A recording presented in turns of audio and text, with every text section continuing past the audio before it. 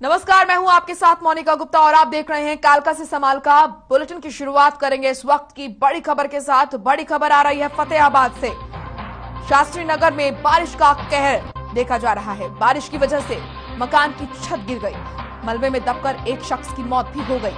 वहीं आपको बता दें गर्भवती महिला घायल हुई है और परिवार ने सरकार से मुआवजे की मांग की है। तो ये बड़ी और अहम जानकारी आपके सामने फतेहाबाद से, जहां पर शास्त्री नगर में बारिश की वजह से ये बड़ा हादसा हुआ। बारिश की वजह से मकान की छत गिरी और मलबे में दबकर एक शख्स की मौत हो गई। वहीं गर्भवती महिला घायल बताई जा रही है और परिवार ने सरकार से मुआवजे की मांग की है। तस्वीरें आप देखिए जहां पर बारिश की वजह से एक मकान की छत गिर गई और तस्वीरों को देखकर आप अंदाजा लगा सकते हैं कि इस घर में मौजूद जो लोग थे उनका क्या हश्र हुआ होगा। इस हादसे में एक शख्स की मौत भी हो गई। वहीं एक गर्भवती महिला जो कि घायल बताई जा रही है, उसको अस्पताल में भर्ती कराया गया है जहां उसका इलाज चल रहा है। वहीं परिवार ने सरकार से मुआवजे की मांग की है। यह भयानक मंजर उस घर का है जहां पर बारिश की वजह से इस घर की छत गिर गई।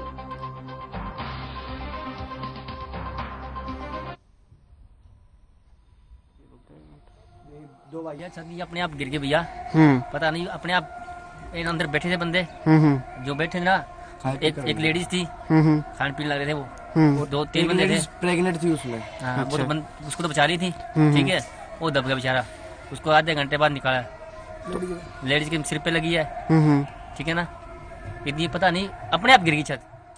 ये कुछ ऐसी बात हुई, छत गिर गई थी और दो लड़कियां उसके, दो लड़के हैं, उसकी शादी थी, अब उसके 18 तारीख को उसकी लड़की और लड़के की, और इसलिए वो छत गिर गई। एक उसकी प्रेग्नेंट थी लेडीज, वो तो घायल हो गई, और एक वो जो खुद था वो मर गया, और एक बंदा जो वो तो बच गया।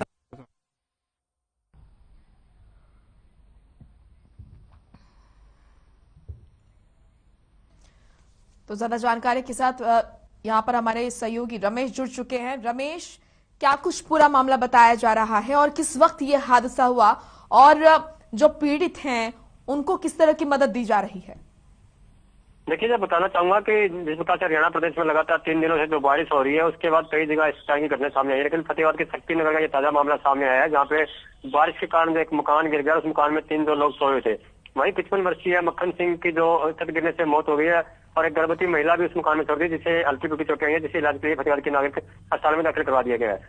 वहीं जो आसपास के पड़ोसियों का कहना है कि अचानक से बारिश के कारण जो छत गिरी है और उसके बाद जो मोहल्लावासियों की मदद से मलबे को हटाया गया, लेकिन जो मक्खन सिंह जो है उसकी मृत्यु 55 वर्षीय जो है बुजुर्ग, उसकी मौत हो चुकी है और गर्भवती महिला को आसपास के पड़ोसियों द्वारा नागरिक अस्पताल में पहुंचाया गया है। वही बताया जा रहा है कि 18 फरवरी को जो मक्खन सिंह है इनके परिवार में शादी थी और परिवार की शादी के चलते वो अपने ससुराल में आया हुआ था। फिलहाल जो सरकार की तरफ से जो परिजन है उन्होंने मुआवजे की मांग की है कि उनके जो बारिश के कारण जो मकान गिरी है उन्हें छत चुकाने के लिए आशियाना उनका उजड़ चुका है और फिलहाल जो प्रशासन से अपने नए मकान की मांग जो परिजन कर रहे हैं। जी, क्या स्थिति है उस गर्भवती महिला की जो कि घायल बताई जा रही है? देखिए, जो गर्भवती महिला है उसका इलाज फतेहाबाद के नागरिक अस्पताल में चल रहा है। डॉक्टरों का कहना है कि महिला की हालत स्थिर है, जो चोटें आई थी उसका उपचार कर दिया गया है। जी, तो क्या शासन प्रशासन की तरफ से कोई नुमाइंदा यहाँ पर आया परिवार वालों से बातचीत करने के लिए, उन्हें आश्वासन देने के लिए? देखिए, जिस प्रकार से ये छत गिरी थी उसके बाद जो जिला प्रशासन का कोई भी अधिकारी अब तक मौके पर नहीं पहुंचा है। वहीं परिजनों का कहना है कि जो 55 वर्षीय बुजुर्ग की मौत हुई है, जो पहले भी इन्होंने कई बार सरकार से जो अपने मकान पक्का कराने के लिए आशियाना देने के लिए मांग की थी, लेकिन अब तक कोई उनकी सुनवाई नहीं हुई और जो अब पिछले 3 दिनों से जो बारिश हो रही है उसी कारण उनका ये मकान गिरा और उसी कारण ये पूरा हादसा हुआ है। अब जो परिवार है सरकार से जो अपने फिर से मकान या अपने आशियाना बनाने की जो मांग कर रहा है, अब देखना होगा कि जिला प्रशासन कब तक उनकी मदद करता है। जी, चलिए, शुक्रिया आपका रमेश तमाम महत्वपूर्ण जानकारी देने के लिए। तो फतेहाबाद से ये बड़ी खबर जहां पर लगातार हो रही बारिश की वजह से ये बड़ा हादसा हुआ। एक घर की छत गिर गई और इस हादसे में एक शख्स की मौत हो गई। वहीं एक गर्भवती महिला जो कि घायल बताई जा रही है, अस्पताल में उसको भर्ती कराया गया है। शास्त्री नगर में यह हादसा हुआ और इस हादसे की तस्वीर हम आपको दिखा रहे हैं। घर की छत गिर गई है, पूरे घर का जो सामान है वो उथल पुथल हो रखा है। वहीं परिवार वालों ने सरकार से मुआवजे की मांग की है। उनका कहना है उनके सिर से छत उजड़ गई, उनका आशियाना पूरी तरह से टूट गया है। ऐसे में उन्हें मदद की जरूरत है। तो ये बड़ी खबर फतेहाबाद से। शास्त्री नगर में बारिश का कहर देखने को मिला, जहां पर लगातार हो रही बारिश की वजह से इस घर की छत गिर गई और मलबे में दबने से एक शख्स की मौत हो गई। वहीं एक गर्भवती महिला घायल बताई जा रही है।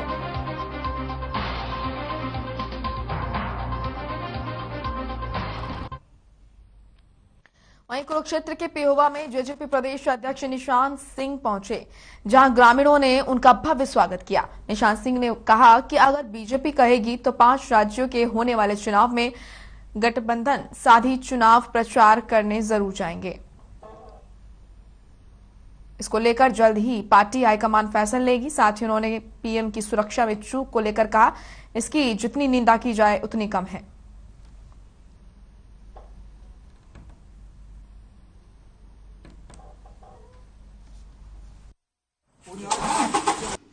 लेकिन हम घटक हैं, उनके अलाइंस हैं भाजपा के, तो कोई ऐसी हमारी लीडरशिप कोई भाजपा के कहने पे कोई निर्णय लेती है कहीं को मदद करने की, तो करेंगे। 5 राज्यों में अगर जाएंगे, चुनाव प्रचार करने जाएंगे अगर आपकी गठबंधन की सरकार? मैंने वही कहा कि अगर भारतीय जनता पार्टी की लीडरशिप हमारे राष्ट्रीय अध्यक्ष जी से बात करती है, वो कहती है, तो उसको लेकर के राष्ट्रीय अध्यक्ष जी को फैसला लेते हैं तो जरूर करेंगे।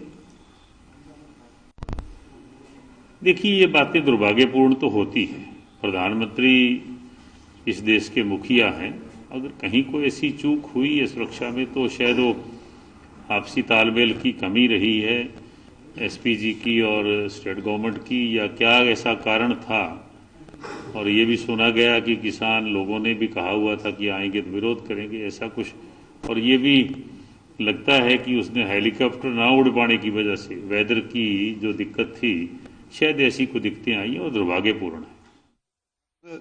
सरदार निशांत सिंह जी कार्यकर्ताओं को, वर्करों को मिलने के लिए अब प्रदेश में निकले हैं। आज उसी कड़ी में हमारे हल्का पेवा में भी कहीं गांवों में वर्करों से मिलने के लिए सुख दुख में, क्योंकि 1 साल से तो करीब कुछ तो किसान आंदोलन की वजह से और कुछ कोरोना काल की वजह से साथीगत था सारा प्रोग्राम। अब वो हमारे को पेवा हल्का के वर्करों को दिशा निर्देश पार्टी की तरफ से दे करके गए हैं भी जैसे 5 राज्यों में चुनाव होने जा रहे हैं, अगर पार्टी जहां जहां भी जिसको ड्यूटी लगाएगी, चाहे कोई गोवा में हो, चाहे कोई पंजाब में हो, चाहे कोई मणिपुर में हो, चाहे कोई उत्तराखंड में हो, यूपी में हो, जहां भी चुनाव है विधानसभा के, तो हम वहां जाकर के अपनी ड्यूटी का फर्ज निभाएंगे।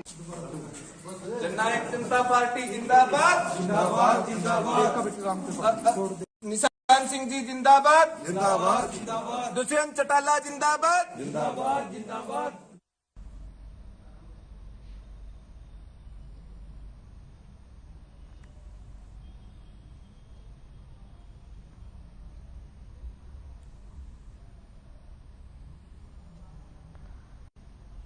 तो कुरुक्षेत्र के पेहोवा में जेजेपी प्रदेश अध्यक्ष निशांत सिंह पहुंचे, जहां ग्रामीणों ने उनका भव्य स्वागत किया।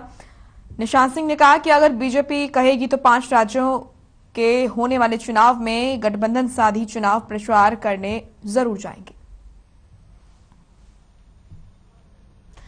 विधानसभा अध्यक्ष ज्ञानचंद गुप्ता ने गुरु गोविंद सिंह के प्रकाश पर्व के अवसर पर यहां पर नाडा साहिब गुरुद्वारे में मत्था टेक कर आशीर्वाद लिया और प्रदेश की जनता की अमन, शांति और खुशहाली की अरदास की। साथ ही समस्त देशवासियों को बधाई और शुभकामनाएं दी।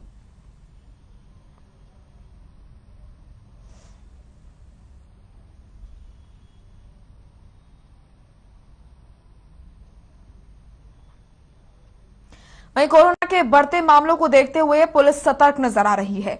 पुलिस की ओर से मास्क न पहनने वालों को यहां पर जगह जगह उनके चालान काटे जा रहे हैं। इसी कड़ी में यमुनानगर के महाराणा प्रताप चौक पर डीएसपी प्रमोद कुमार के साथ महिला पुलिस कर्मचारी कुसुम ने मास्क न पहनने वालों के चालान काटे, तो वहीं लोगों को जागरूक करते हुए मास्क भी बांटे गए। इस दौरान डीएसपी प्रमोद कुमार ने कहा कि वो लगातार लोगों को मास्क पहनने के प्रति जागरूक कर रहे हैं, लेकिन अभी भी पुलिस को देखकर ही कुछ लोग चालान कटने के डर से मास्क पहनते हैं, लेकिन ये लोगों को खुद की जिम्मेदारी समझनी चाहिए। उनकी खुद की जिम्मेदारी बनती है कि वो मास्क जरूर लगाएं और गाइडलाइंस का पालन करें।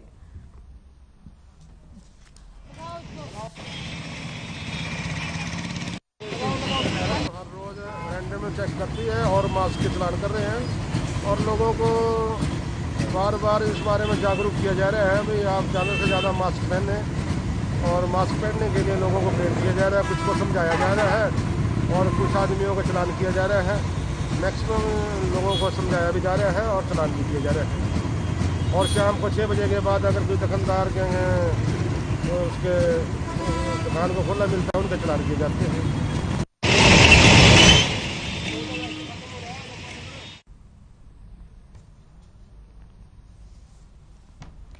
तो हमारे सहयोगी सुरेंद्र मेहता जुड़ चुके हैं ज्यादा जानकारी के साथ। सुरेंद्र, पुलिस प्रशासन कोरोना को लेकर काफी सतर्क नजर आ रहा है। आप क्योंकि फील्ड पर रहते हैं, तो किस तरह की तैयारी आप प्रशासन की देख रहे हैं?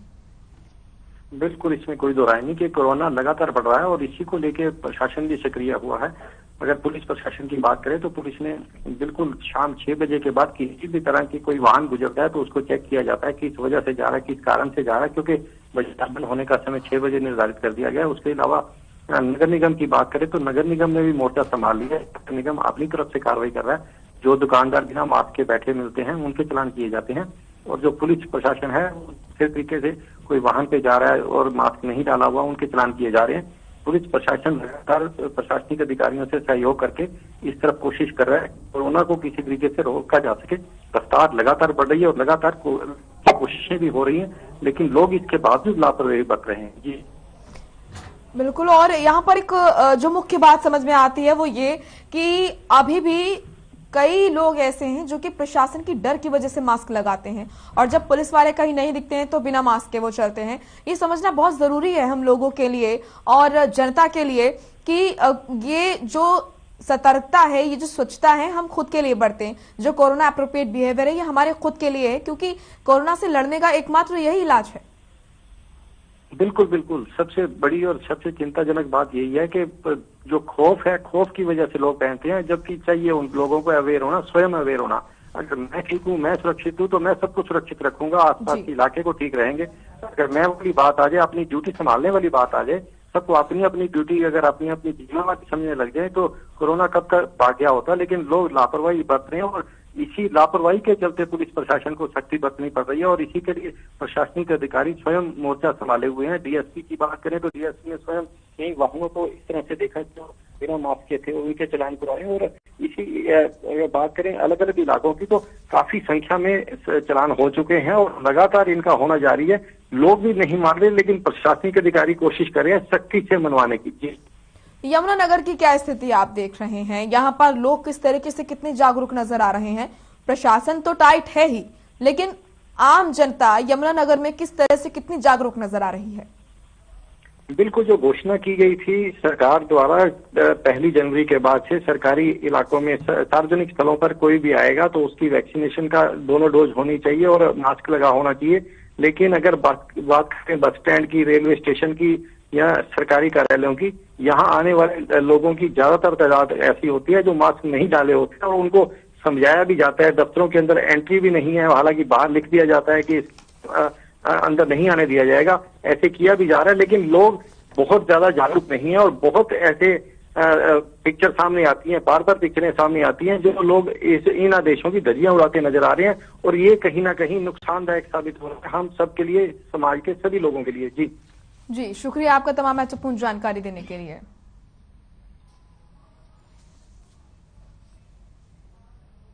वहीं कोरोना को लेकर प्रधानमंत्री नरेंद्र मोदी समीक्षा बैठक कर रहे हैं। अचानक बढ़ते कोरोना के मामलों को लेकर यहां पर ये समीक्षा बैठक हो रही है। पीएम आवास पर हो रही है ये बैठक। इस वक्त की बड़ी और अहम जानकारी आपको बता दें कि कोरोना पर प्रधानमंत्री नरेंद्र मोदी समीक्षा बैठक कर रही हैं। पीएम आवास पर यह बैठक हो रही है और क्योंकि जिस तरीके से देखा जा रहा है देश में अचानक कोरोना की रफ्तार जो है वो तेज हो गई है और कोरोना का जो नया वेरिएंट है ओमिक्रॉन वो भी यहां पर अपना कहर बरपाता हुआ नजर आ रहा है और इसी के चलते जरूरी हो जाता है तमाम स्थितियों को जांचना, परखना और देखना। इसी के लिए समीक्षा बैठक यहां पर की जा रही है। प्रधानमंत्री नरेंद्र मोदी खुद इस बैठक की अध्यक्षता कर रहे हैं और इस बैठक में समीक्षा हो रही है कि कहां के क्या हालात हैं, क्या स्थिति है और स्वास्थ्य विभाग की क्या तैयारियां हैं आने वाले दिनों को लेकर, फ्यूचर को लेकर, क्योंकि जिस तरीके से पिछली दफा हम सभी ने देखा जो हालात बने थे उससे कहीं ना कहीं सभी की जो रूह है वो कांप गई थी, सभी ने अपनों को खोया था। ऐसे में प्रधानमंत्री नरेंद्र मोदी समीक्षा बैठक कर रहे हैं कोरोना को लेकर कि तैयारी पूरी है या नहीं। कुरुक्षेत्र के शाहबाद की रहने वाली महिला न्याय के लिए दर दर भटकने को मजबूर है। आपको बता दें कि दबंगों की शिकायत लेकर महिला गृह मंत्री अनिल विज से भी मिली थी। विज ने कार्रवाई का आश्वासन भी दिया था, लेकिन उसके बाद भी पुलिस आरोपियों के खिलाफ कोई कार्रवाई नहीं कर रही। पीड़िता का कहना है कि अगर उसे न्याय नहीं मिला तो वो फिर से अनिल विज के पास जाएगी। महिला की शिकायत है कि जमीन से जुड़े मामले में उसके साथ दबंगों ने मारपीट की थी।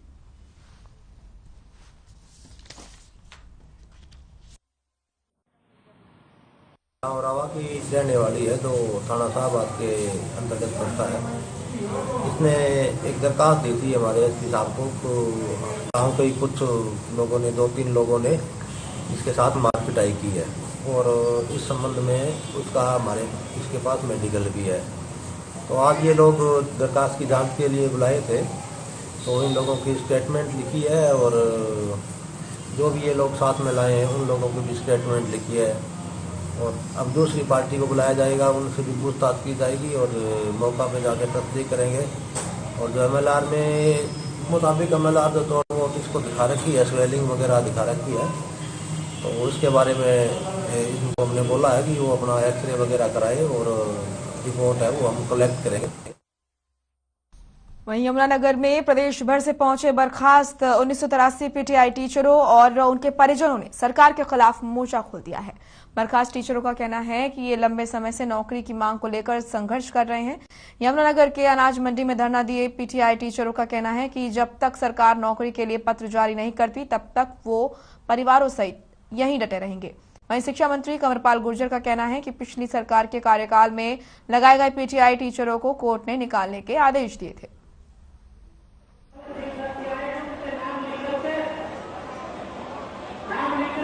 देखो जी, हम किसान सभा से जुड़े हैं, रोहतक से आए हैं और शुरू से पीटीआई के साथ जुड़े हुए हैं। रोहतक से जैसे मोदी ने 3 कानून काले निकाले थे, उनकी जीत हमने बॉर्डर पर बैठकर की है।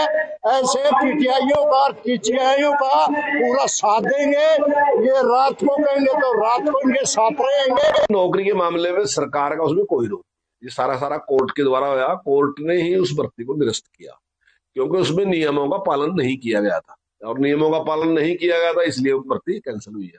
तो उसके लिए पुरानी सरकार जिम्मेदार है वास्तविकता में, और कोर्ट का आदेश तो कोई भी सरकार है उसको मानना पड़ेगा। ऐसी तो कोई सरकार नहीं जो कोर्ट का आदेश है उसका पालन हुआ है। हाँ, हमने ये कहा था कि भाई हम कुछ ना कुछ, जैसे अभी हमारा एक पोर्टल है कौशल विकास निगम, जो हरियाणा कौशल विकास निगम, तो हम चाहते हैं कि इसमें अगर हम उनकी कुछ मदद कर सके तो निश्चित तौर से प्रयास करेंगे। जो निर्दोष थे वो हमें नौकरी से बाहर कर दिया और जो ड्राइंग टीचर है हमारे 816 साथी, उनके साथ भी ऐसा ही हुआ है। तो आज हम ड्राइंग टीचर और पीटीआई पूरे हरियाणा से और हमारे जो सहयोगी दल है वो और हमारे बीवी बच्चे यहाँ पहुंचे हैं और हम आज इस नौकरी को यहाँ से कसम खा के आए हैं, यहाँ से यमुनानगर से नौकरी लेके जाएंगे। कुरुक्षेत्र के शाहबाद थाने में बीते दिनों गृह मंत्री अनिल विज ने औचक निरीक्षण किया था, जिसको लेकर अब डीएसपी आत्माराम पूनिया ने थाना और चौकी प्रभारियों के साथ बैठक की और नगर को अपराध मुक्त बनाने के निर्देश दिए। इसके साथ ही उन्होंने कहा कि पिछले काफी समय से लंबित मामलों पर तुरंत थाना और चौकी प्रभारियों को निर्देश दिए कि इन मामलों का तुरंत प्रभाव से निपटारा किया जाए और साथ ही साथ जो क्राइम रेट है वो कम हो, इसके लिए सतर्क रहें।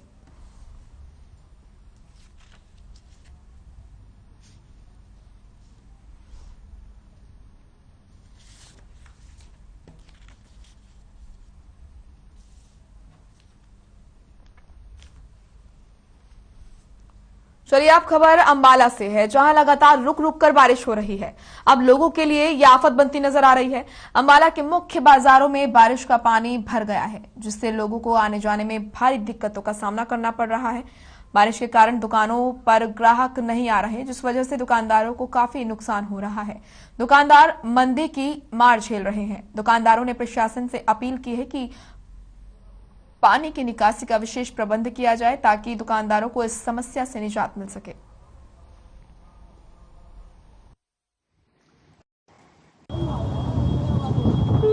हर चीज के एंक्रोचमेंट हटा रहे हो, हटा दिया आपने एंक्रोचमेंट हटाने से पानी का कहां तक आज तक हल निकला है? पानी तो आपने सड़कों से निकालना है, एंक्रोचमेंट से थोड़ी पानी रुकता है कभी। वो तो एक ट्रैफिक के लिए होता है, वो तो आप सब कुछ कर लेते हो, मगर एक पानी तो निकालो ना। वहीं अंबाला में लगातार 4 दिन से रुक रुक कर हो रही बारिश से अब फसलों को नुकसान होने की संभावना जताई जा रही है। रात से लगातार हो रही बारिश के बाद अब खेतों में पानी भर गया है। पहले जो बारिश फसलों के लिए लाभकारी बताई जा रही थी, वही बारिश अब फसलों के लिए नासूर बन सकती है, क्योंकि अंबाला जिले में बारिश की वजह से किसानों के खिले हुए चेहरे मायूस दिखाई दे रहे हैं, क्योंकि बारिश की वजह से गेहूं, सरसों, तोड़िया और आलू की फसलों में पानी भर गया है। किसानों की माने तो अगर यही स्थिति रही तो 50% फसलों का नुकसान हो सकता है।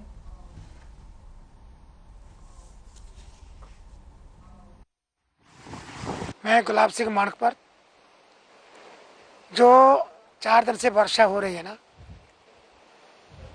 ये हमारे लिए 2 दिन पहले बहुत ही लाभदायक थी और हमें उम्मीद थी कि इस बार हमारी आषाढ़ी की फसल बहुत जोर शोर की होगी। लेकिन 2 दिन से जो अब रात को जो आज वर्षा हुई है, उससे इस फसल को काफ़ी नुकसान है।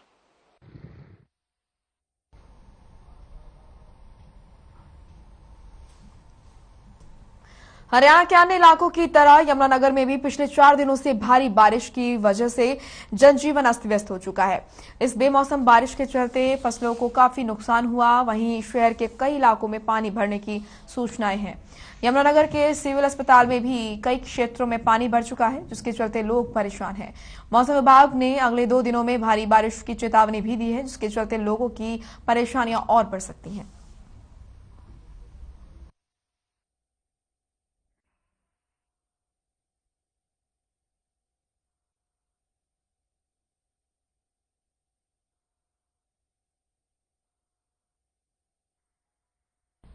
चलिए फिलहाल इस बुलेटिन में इतना ही। आप देखते रहिए हर खबर हरियाणा। नमस्कार।